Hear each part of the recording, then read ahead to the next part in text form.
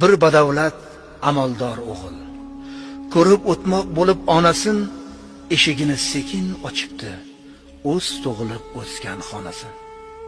Peshin vaqti namoz bilan band onasini kutib qolibdi, duodan bosh ko'tarib ona farzandini qarshi olibdi.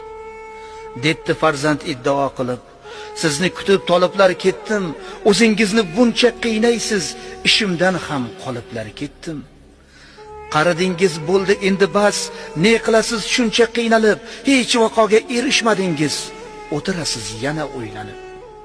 Ibodatda bo'lmasam ham men amaldor va badavlat bo'ldim, ona ayting men kimdan kamman, el oldida basavlat bo'ldim. O'g'il kaftini yuziga bosib, ona debdi Allohga shukr. Aytganlaring duolardagi tilaklarim ijobatidir. Jonim bolam, gaplaring to'g'ri, buni barin haqdan so'radim. Seni shunday bo'lishing uchun har kun duolarga o'radim. Joy namozga bosh urgan onim, faqat seni ko'raman bolam. Salomdan so'ng duoda jonim, seni o'ylab turaman bolam. Seni xursand yurganing ko'rsam, men o'zimni baxtli bilaman. Endi iymon so'rayman so'rsam, boshqasini nima qilaman? Alloh ochsin qalb daftaringni.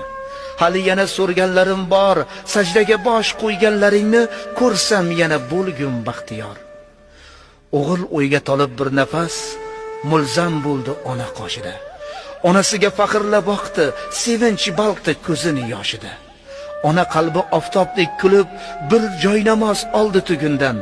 O'g'il esa shukrona aytib, sajdaga bosh qo'ydi shu kundan. Ayo farzand o'ylama sira, beibodat boyman deb zinhor, seni zimdan qo'llab turguvchi duogo'ying ota-onang bor. Hatto bir bor namozida ham o'zi uchun so'rmaydi ona, farzandining baxt iqbolidan boshqasini ko'rmaydi ona. Al-qissa shu, shunday onalar baxtimizga mudom bor bo'lsin, onasini e'zozlaganlar ikki dunyo baxtiyor bo'lsin.